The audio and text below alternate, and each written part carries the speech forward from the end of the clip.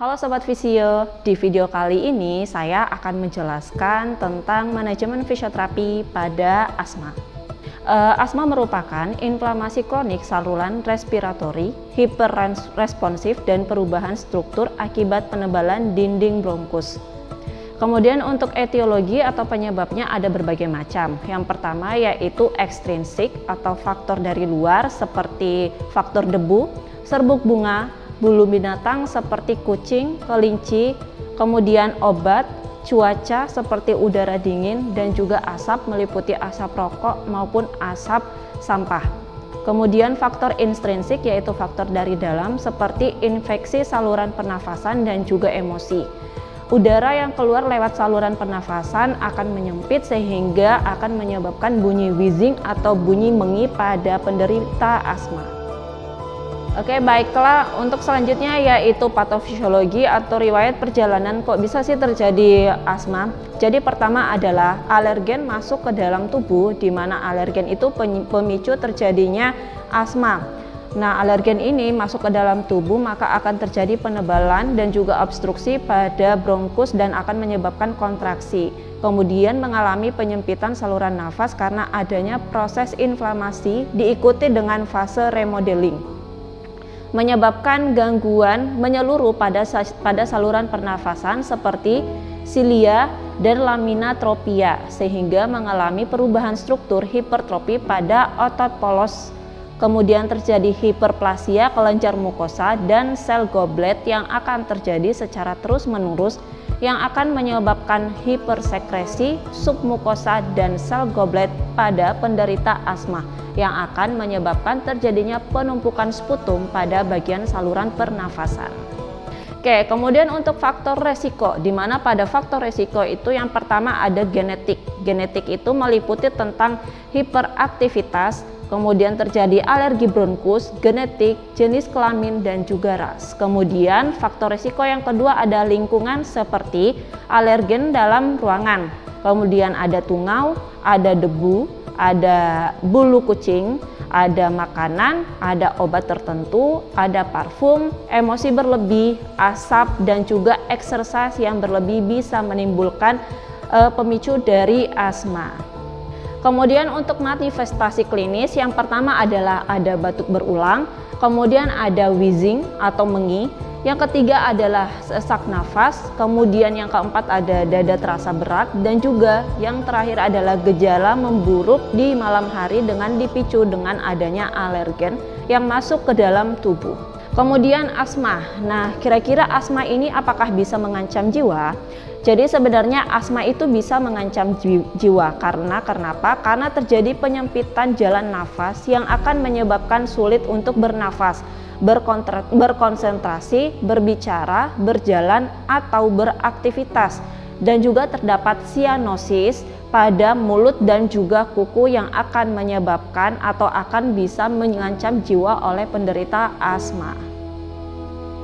Kemudian pemeriksaan pada penderita asma. Jadi asesmennya biasanya menggunakan problem oriented medical record. Jadi kita sebagai fisioterapis atau tenaga kesehatan bisa mengumpulkan database, kemudian melakukan problem list, keluhan-keluhan yang akan diberikan atau yang akan dikeluhkan oleh pasien, kemudian juga terdapat di pemeriksaan penunjang baik berupa objektifnya.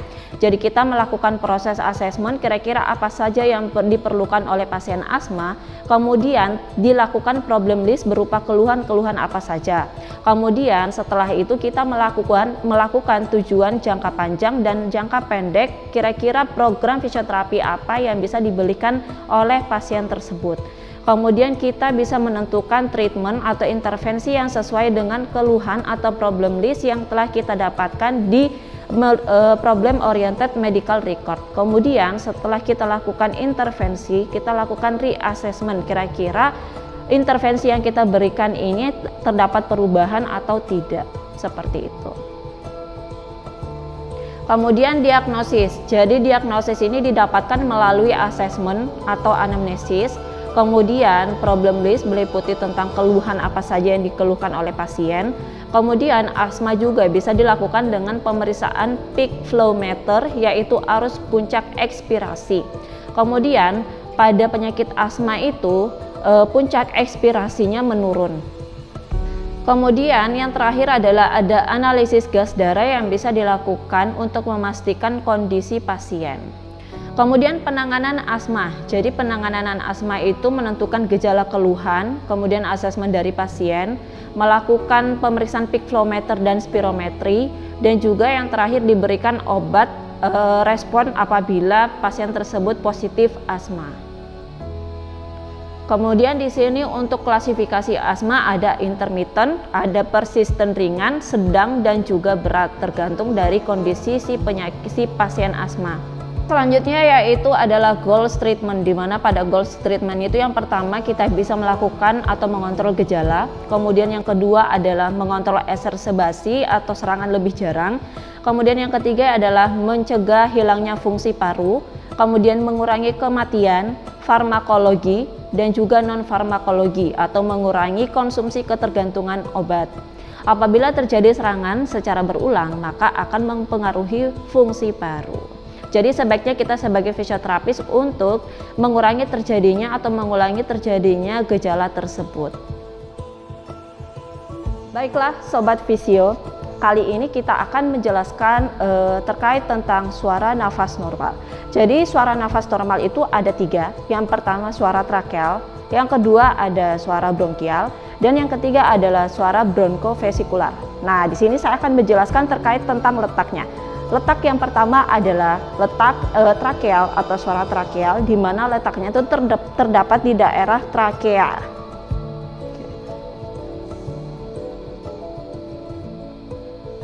Oke. Jadi dia terdapat pada daerah di trakea atau kerongkongan. Kemudian suara yang kedua adalah terdapat suara di percabangan antara paru-paru atau disebut dengan bronkus. Terletak di percabangan paru-paru. Nah, itu suaranya adalah suara bronkial. Kemudian suara yang ketiga adalah suara bronkofesikular yang terletak pada bagian daerah sekitar mamae, seperti itu.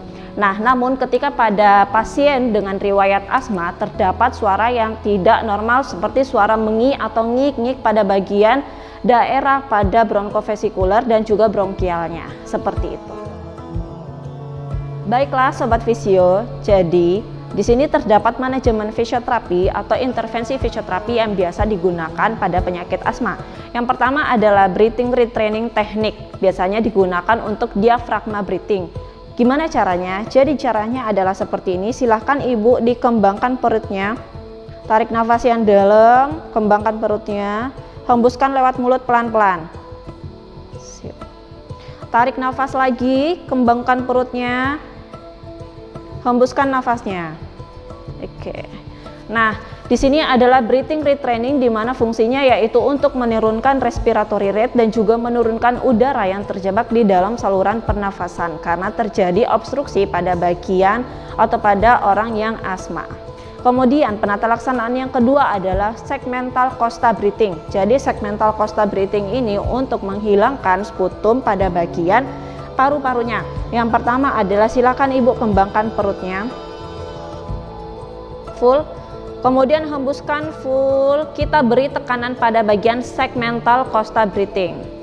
Sip. Tarik nafas lagi, hembuskan lewat mulut. Jadi kita beri penekanan pada bagian segmental. Kemudian intervensi yang kedua adalah lower segmental costa breathing exercise. Jadi silakan pada bagian costa segmentalnya, silakan tarik nafas, hembuskan perutnya, kita beri penekanan ke atas. Oke. Tarik nafas lagi, hembuskan. Oke. Kemudian penata laksanaan selanjutnya adalah anterior costa breathing exercise. Jadi pertama kita tekan pada bagian paru-paru bagian atas, hembuskan nafas, hembuskan lewat mulut. Kita beri penekanan pada bagian anterior. Hembuskan lagi. Hembuskan lewat mulut. Sip. Tarik nafas. Hembuskan lewat mulut. Baiklah Sobat Visio, intervensi selanjutnya yaitu yang pertama adalah pulse sleep breathing, yang mana pada diafragmanya silakan tarik nafas, kembungkan perutnya, kemudian hembuskan lewat mulut mencucu seperti tiup lilin. Tarik nafas lagi, kembungkan perutnya, tarik nafas, hembuskan lewat mulut mencucu. Oke, ini adalah pulse sleep breathing, di mana pada pulse sleep breathing ini berfungsi untuk menurunkan udara yang terjebak di dalam saluran nafas dan juga menurunkan sputum pada bagian paru-paru yang mengumpul di dalam paru-paru atau saluran bronkus. Oke, kemudian lanjut di sini intervensi yang terakhir adalah butterfly exercise, di mana pada butterfly exercise ini contohnya seperti ini. Duduk nggak apa-apa. Oke, jadi butterfly exercise ini seperti namanya, latihannya seperti kupu-kupu, dorong ke depan, kemudian tarik nafas, hembuskan, full ke depan, kemudian tarik nafas yang dalam, hembuskan. Oke, ke depan. Sip, lagi tarik nafas, hembuskan.